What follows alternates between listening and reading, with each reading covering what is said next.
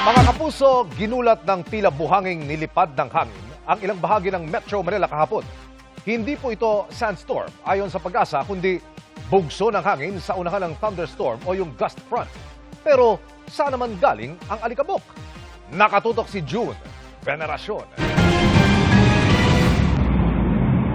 Halos zero visibility sa bahagi ng Pasay City at Maynila kahapon ng hapon. Pero hindi yan dahil sa ulan, kundi dahil sa malakas na hangin may dalang buhangin.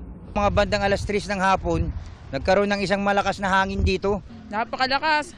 Kala ko nga masisira na yung yung payong ko sa tindahan eh.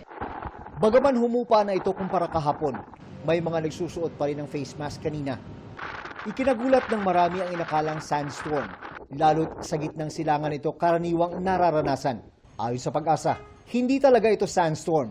Ang hangin ito ay phenomena na kung tawagin ay gust front, o bugso ng hangin sa unahan ng thunderstorm na dala ng habagat, na na-detect sa kuha ng satellite alas 2 ng hapon kahapon. Base po sa ating satellite imagery, kaninang alas 2 po nangyari yung gust front na ito, no?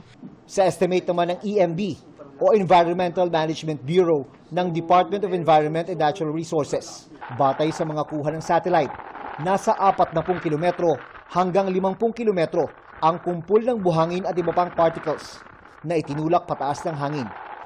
Pero kung ang hangin ay dahil sa thunderstorm, saan naman galing ang mga alikabok na inilipad nito?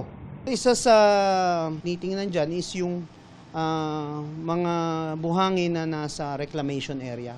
Kasi yun lang naman din ho yung pinakamalaking source ng dust resuspension. Gayunman, ayon sa EMB, walang naging masamang epekto sa ground level air quality ang pagtama ng gust front na may kasamang buhangin.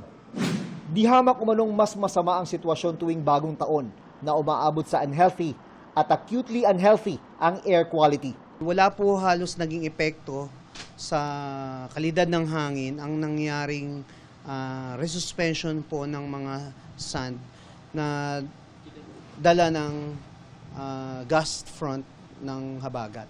Sabi ng EMB, nakatulong din kasi ang ulan. Ang ulan ho ay may natural na scrubbing mechanism po sa pollution. So whether it's gaseous pollutants or particulate pollutants, ito ay sumasama doon sa water vapor. June Veneracion, nakatutok, 24 oras.